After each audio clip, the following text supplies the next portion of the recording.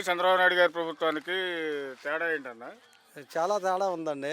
ఆయన జగన్మోహన్ గారు రెడ్డి గారు ఎన్నో సంక్షేమ పథకాలు ప్రవేశపెట్టారు. మరి చంద్రబాబు గారు వచ్చి సంవత్సరం అవుతుంది, ఇంతవరకు ఒక్క పథకం లేదు.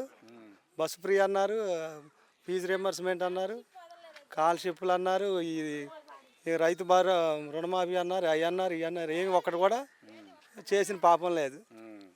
మరి నేనే బాగా చేస్తున్నాను, రైతులకు కూడా నేనే గిట్టుబాటు ధర కల్పిస్తున్నాను అని చెబుతున్నాడు చంద్రబాబు నాయుడు గారు. ఇవన్నీ చెప్పుకోవడానికి సరిపోతాయి, చేసి చూపించాలి కదా.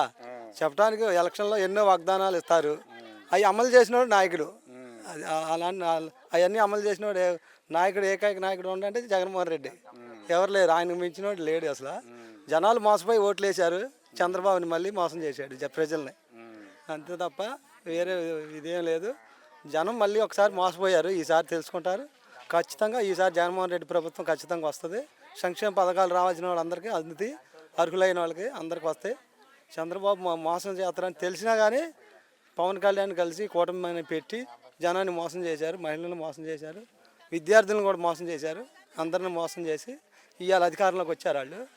రేపు భవిష్యత్తు అసలు ఈసారి కనపడకుండా పోద్ది ప్రభుత్వం.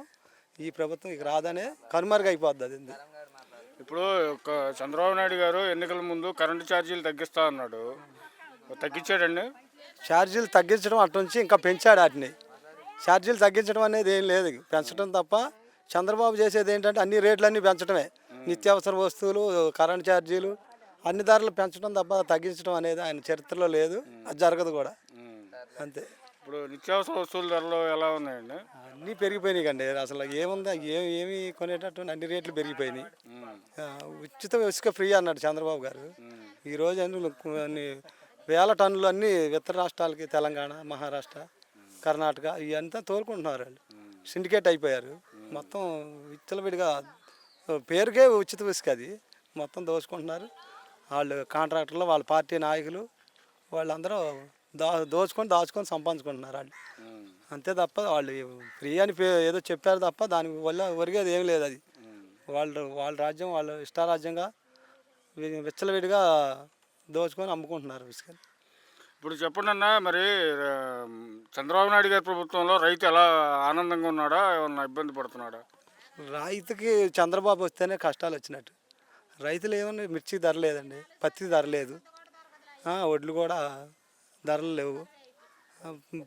మిర్చి రైతులు, పత్తి రైతులు అందరూ రేట్లు లేక కళ్ళాల్లో వదిలేసి వెళ్ళిపోయిన పరిస్థితికి వచ్చింది. మన చంద్రబాబు గారు వస్తే రైతులకు కష్టాలు వచ్చినట్టేగా, అందులో డౌట్ లేదు.